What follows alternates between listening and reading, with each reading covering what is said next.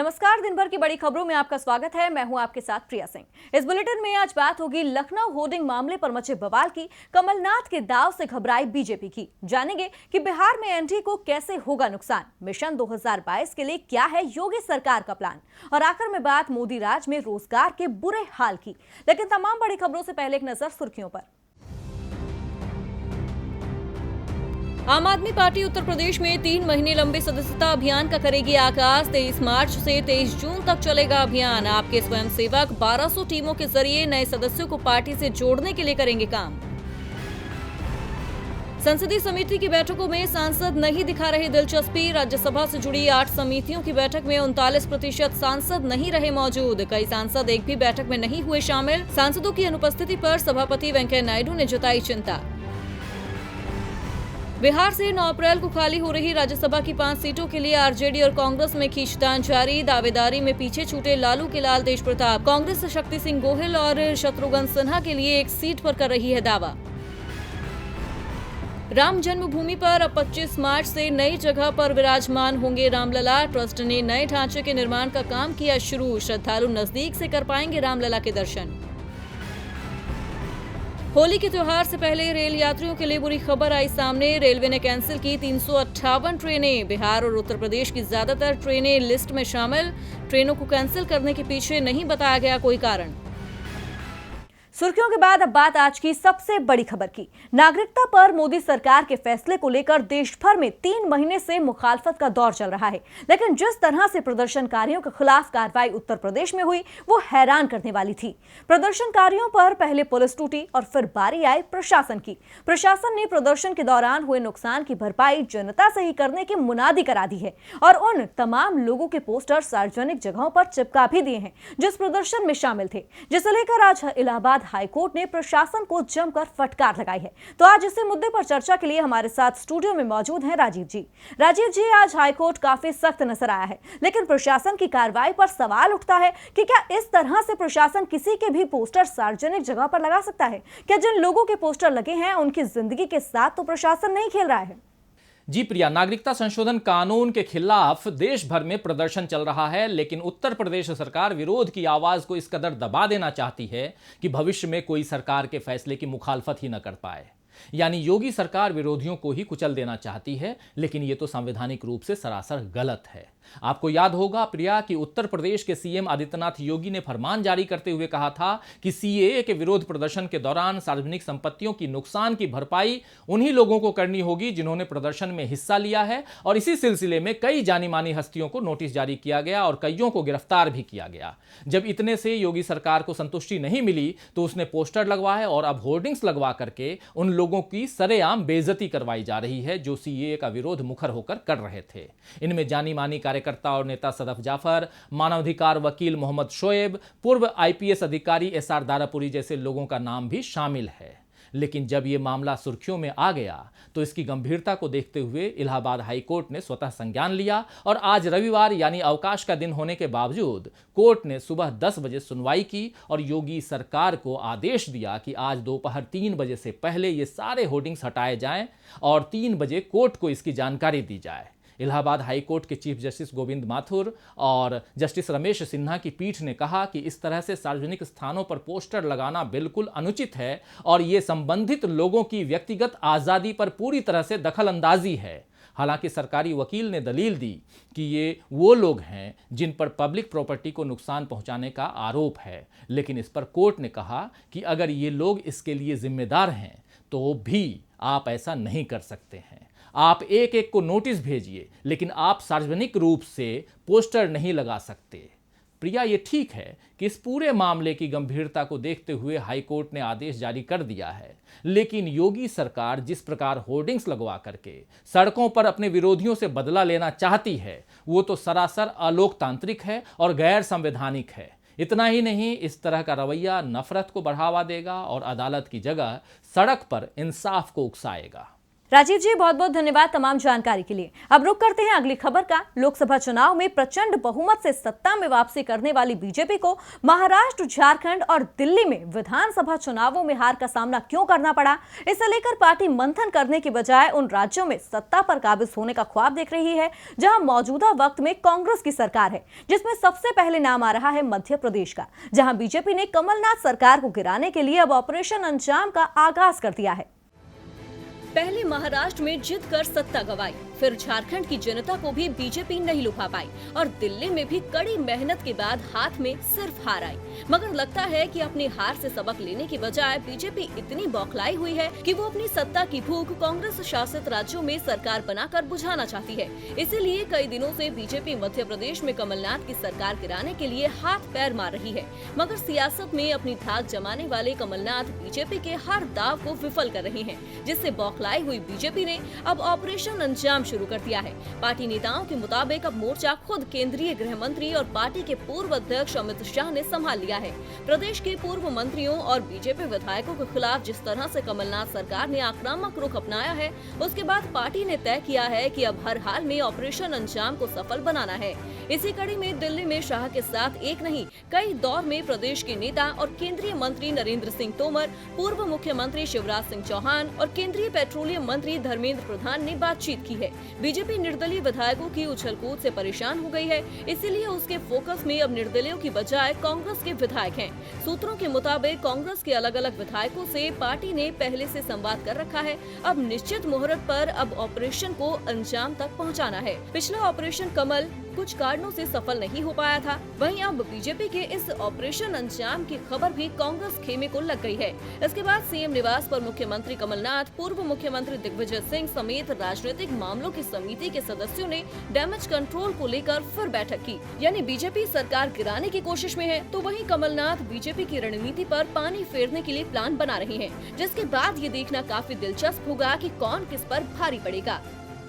अब जहां एक तरफ बीजेपी ने कमलनाथ की सरकार गिराने के लिए ऑपरेशन अंजाम की शुरुआत कर जोड़ तोड़ की सियासत शुरू कर दी है, तो फिलहाल उसकी परेशानी तो बिहार में बढ़ती नजर आ रही है, क्योंकि विधानसभा चुनावों से पहले एनडीए और महागठबंधन को एक परीक्षा देनी है, और वो परीक्षा है विधान परिषद चुनाव की। जी हाँ, बिहार में विधान परिषद की 27 सीटों के लिए चुनाव होना है। जो सीटें खाली हो रही हैं, उनमें ज्यादातर सीटें बीजेपी और जेडीयू के कब्जे में है। ऐसे में विधान परिषद चुनाव में कौन पड़ेगा किस पर भारी, देखिए इस रिपोर्ट में।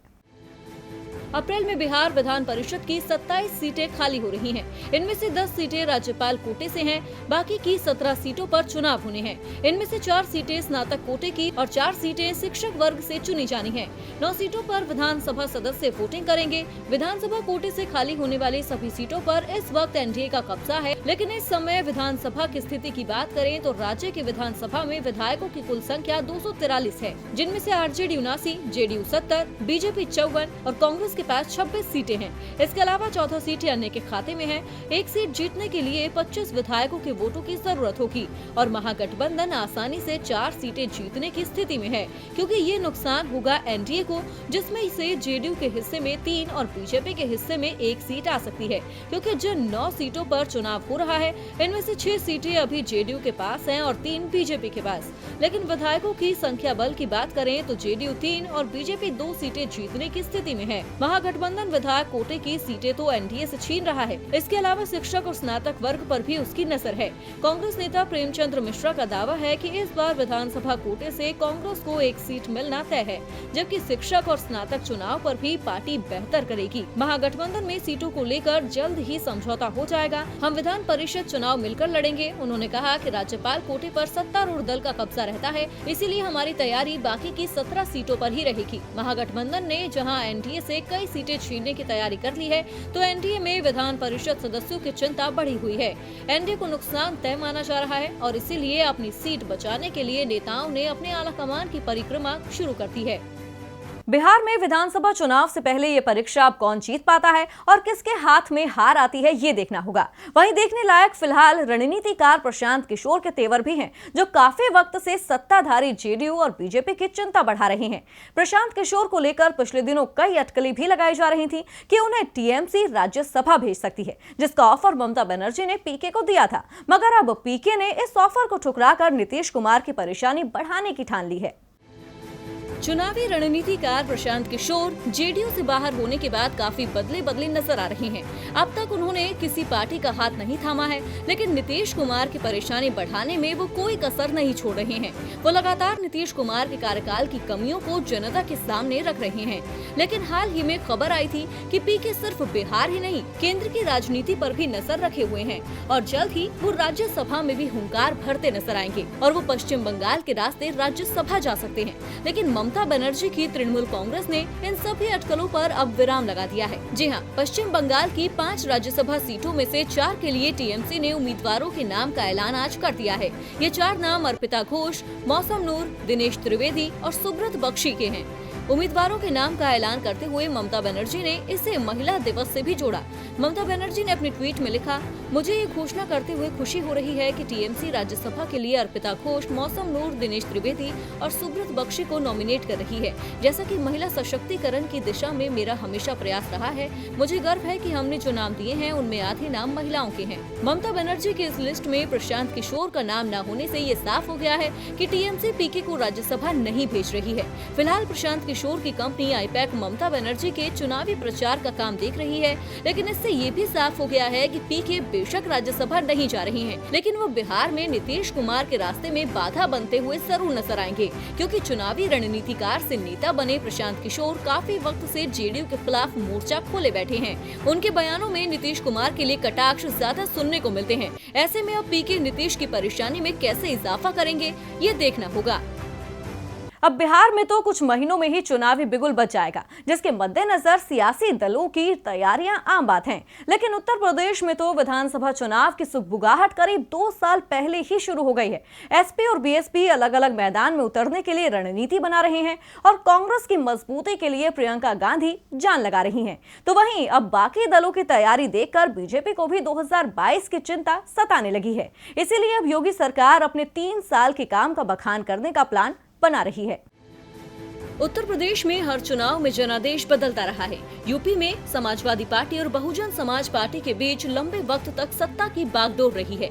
लंबे अरसे के बाद 2017 में विधानसभा चुनाव में बीजेपी के हाथ में यूपी की सत्ता आई, तो अब वो यहाँ अपनी जड़ें जमाए रखना चाहती है। वो एक बार फिर विरोधियों को पछाड़कर सत्ता पर काबिज होना चाहती है। यही कारण है कि बीजेपी 2 साल बाद होने वाले विधानसभा चुनाव को लेकर अपनी रणनीति को धार देने में जुट गई है और इसीलिए अब बीजेपी सरकार ने 3 साल का कार्यकाल पूरा होने पर अपनी उपलब्धियों को आम लोगों में प्रचारित करने की योजना बनाई है।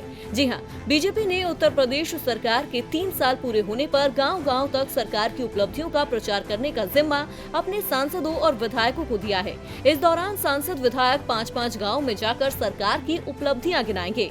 प्रदेश महामंत्री गोविंद नारायण शुक्ला ने बताया कि योगी सरकार के 3 साल पूरे होने पर प्रमुख पदाधिकारियों के अलावा सभी विधायकों और सांसदों को अभियान में जिम्मेदारी सौंपी गई है। सांसदों और विधायकों को 5-5 गांव सौंपे गए हैं, जिनमें वो ग्राम चौपालों में केंद्र और प्रदेश सरकार की प्रमुख जन कल्याणकारी योजनाओं से लाभान्वित लोगों की विस्तृत जानकारी देंगे। उन्होंने कहा कि इसके अलावा पहले की सरकारों की विफलताओं और मौजूदा वक्त में समाज तोड़ने की साजिश को भी उजागर किया जाएगा। शुक्ला ने बताया कि सरकार के 3 साल पूरे होने पर बीजेपी कार्यकर्ता और जनप्रतिनिधि 19 मार्च से विशेष अभियान पर निकलेंगे।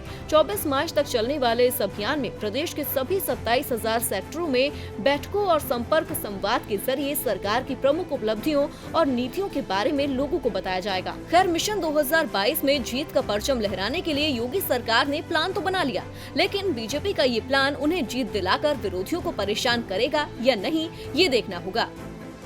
अब यूपी में हर दल सत्ता हासिल करने के सपने को सच करने में तो जुट गया है, लेकिन जनता किसके सपने को साकार करेगी, इस पर सभी की नजरें टिकी हैं। वैसे सपने तो मोदी सरकार ने भी देश को तरक्की के दिखाए थे, मगर मौजूदा वक्त में जो भारतीय अर्थव्यवस्था का हाल है वो किसी से छिपा नहीं है। और अब जब निजीकरण को बढ़ावा देने के लिए मोदी सरकार ने बीपीसीएल का नाम आगे किया, तो विपक्ष ने भी केंद्र के खिलाफ मोर्चा खोल दिया। साथ ही बढ़ती महंगाई पर भी मोदी सरकार को घेर लिया। देश में खराब होते आर्थिक हालात को कैसे सुधारा जाए, इसके लिए मोदी सरकार के पास शायद निजीकरण के अलावा कोई और प्लान नहीं है। इसीलिए तो वो निजीकरण की तरफ तेजी से कदम बढ़ा रही है। हाल ही में बजट पेश करते हुए वित्त मंत्री निर्मला सीतारमण ने कई सरकारी कंपनियों के निजीकरण का ऐलान किया था, जिसमें LIC भी शामिल है। इसे लेकर पहले ही विपक्षी दलों ने मोदी सरकार के खिलाफ मोर्चा खोला हुआ है और अब विपक्ष के तेवर और भी तल्ख हो गए हैं, क्योंकि केंद्र सरकार ने दूसरी सबसे बड़ी तेल refinery company Bharat petroleum corporation limited में अपनी पूरी हिस्सेदारी यानी 52.98% बेचने के लिए बोलियां आमंत्रित की है। कांग्रेस ने सरकार के इस फैसले पर सवाल खड़े करते हुए केंद्र को घेरा है।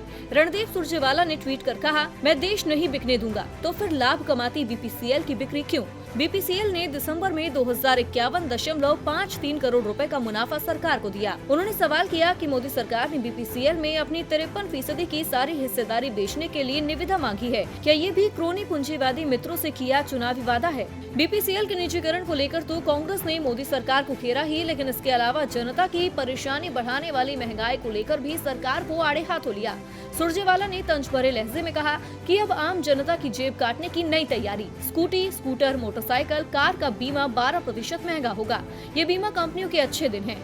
अब कांग्रेस की तरफ से मोदी सरकार पर तीखे तीर तो लगातार चल रहे हैं, लेकिन मोदी सरकार चुप्पी साध कर विपक्ष के तीरों से बच रही है। ऐसे में अब निजीकरण और महंगाई पर घिरी सरकार क्या जवाब देती है, ये देखना होगा।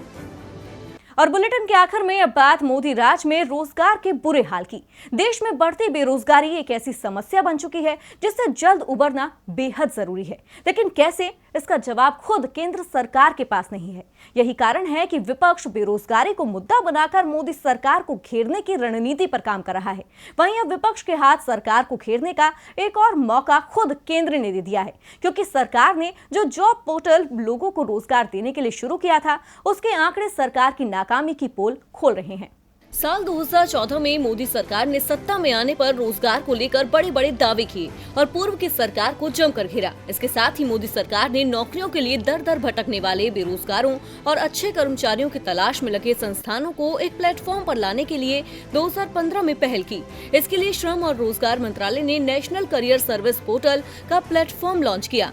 इस पर कोई भी पंजीकृत बेरोजगार क्लिक कर अपने लायक उपलब्ध नौकरियों और संस्थानों की जानकारी ले सकता है। लेकिन जिस उम्मीद से सरकार ने ये पोर्टल लॉन्च किया था, आज वो उम्मीद धूमिल हो गई है, क्योंकि ये पोर्टल भी बेरोजगारी पर लगाम लगाने में नाकाम रहा है। जी हां, मोदी सरकार के जॉब पोर्टल पर 1 करोड़ से ज्यादा बेरोजगारों ने नौकरी की गुहार लगाई है और इसके जवाब में अब तक मोदी सरकार ने 67,99,000 नौकरियों की सूचना पोर्टल पर दी है। इनमें से कितनी नौकरियां पंजीकृत बेरोजगारों को मिली, इसका आंकड़ा सरकार के पोर्टल पर उपलब्ध नहीं है। साल 2015 से अगर अब तक इस पोर्टल पर नजर डालें तो दावेदारों की तुलना में नौकरियों के सृजन की स्थिति संतोषजनक नहीं है। 2015 से 16 में कुल 1,47,780 नौकरियों की सूचना इस पोर्टल पर जारी की गई थी, जबकि उसी साल 32,32,916 बेरोजगारों ने नौकरियां मांगी थी। पहले साल नौकरी देने वाली सिर्फ 559 कंपनियां इस पोर्टल से जुड़ी। अगले साल पोर्टल के बारे में और जानकारी हुई तो बेरोजगारों की संख्या बढ़नी शुरू हो गई। 2016 से 17 में 14,33,075 वैकेंसी जारी हुई। वहीं बेरोजगारों की तादाद बढ़कर 44,73,989 हो गई। 2017 से 18 में 52,51,432 बेरोजगारों ने नौकरी मांगी और 23,54,047 नौकरियां उपलब्ध रहीं। 2018 और 19 की बात करें तो बेरोजगारों का आंकड़ा 85,41,273 तक पहुंच गया। नौकरियों का आंकड़ा 40,41,848 ही रहा। 2019 से 20 में बेरोजगारों का आंकड़ा 1,09,87,331 हो गया, जबकि नौकरियों की संख्या 67,99,117 रही। अगर एक्टिव जॉब सीकर्स और एक्टिव वैकेंसीज की बात करें तो हालात इससे भी खराब हैं, क्योंकि इस वक्त 1,04,54,808 बेरोजगार हैं, जिनके लिए सिर्फ 3,26,308 वैकेंसीज उपलब्ध हैं। इन आंकड़ों को देखने के बाद ये कहना कतई गलत नहीं होगा कि सरकार ने वादे तो बड़े बड़े किए, लेकिन वो आज सरकार के दूसरे कार्यकाल में भी पूरे नहीं हो पाए हैं, जिससे सवाल उठना लाजमी है कि जब रोजगार ही नहीं होगा तो देश तरक्की कैसे करेगा, अर्थव्यवस्था में सुधार कैसे आएगा और देश न्यू इंडिया कैसे बन पाएगा। तो फिलहाल दिन भर की बड़ी खबरों में मेरे साथ इतना ही। आप देखते रहिए DB लाइव। नमस्कार।